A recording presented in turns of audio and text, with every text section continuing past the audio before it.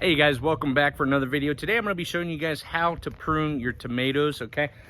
This particularly only applies to your indeterminate tomatoes. Your indeterminate tomatoes, unlike the determinate tomatoes that we have over here, the Chadwick cherries, the rest are all indeterminate, which means their growing season, it just keeps growing. The main stem, if you allow it, will grow beyond 8 feet, and then we had some tomatoes in the backyard a couple years ago where it reached beyond 8 feet and then they just kind of folded over. So we supported them, we let them fold over, and the tomatoes kept growing down and still produced fruit from that one main stem. So years later, I've learned that, you know, eventually your indeterminates, you've got to support them.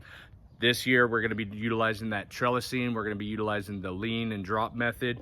But today, let's get back to the video, okay? So pruning your tomatoes, okay? All right, so there is a particular portion of the tomato that you want to go ahead and keep pruning off as the season progresses, and that's the sucker.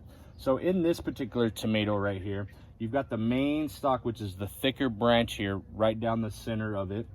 And then in between, and this is a really good example, the main stem is growing up, and as you can see, in between the leaf branch and the main stem, there's this portion of the tomato plant that's trying to grow,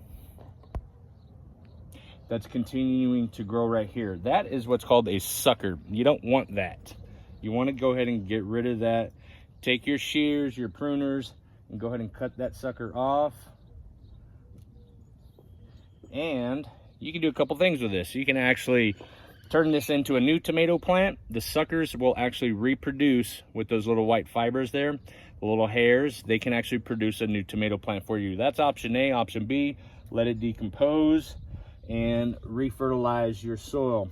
So I'm gonna go ahead and prune off the rest of the suckers on these tomato plants and clean up the bottom. As you can see, they're getting really overgrown, a lot of growth on the bottom. The one key growing aspect with tomatoes is you don't want any possibility of when you're watering. We're running drip irrigation, so I'm not too concerned with it, but you don't want any soil bacteria splashing onto the leaves of your tomatoes. So what we do is we cut off some of these lower leaf branches. Like here's a really good example. See if I can get you guys down in here. This little guy right down here in the middle, this leaf tissue down here at the lower portion, you want to go ahead and cut those off, and what it does is it allows for more airflow, and then you don't get any splashback from any of these tomatoes. Here's a good example. This guy down here, he's touching the ground. We don't want that, so go ahead and cut that guy off too. And again, what I like to do is I just cut this stuff up and I leave it into the food forest and let it decompose over time. I'm gonna go ahead and clean up the rest of this bed as you guys follow along.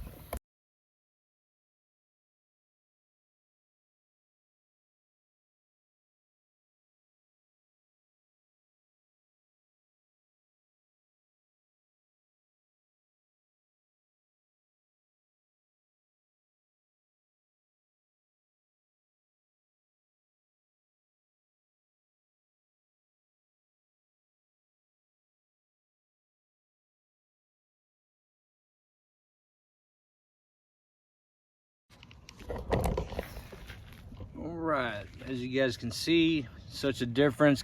Created that airflow down there, cleaned up the suckers,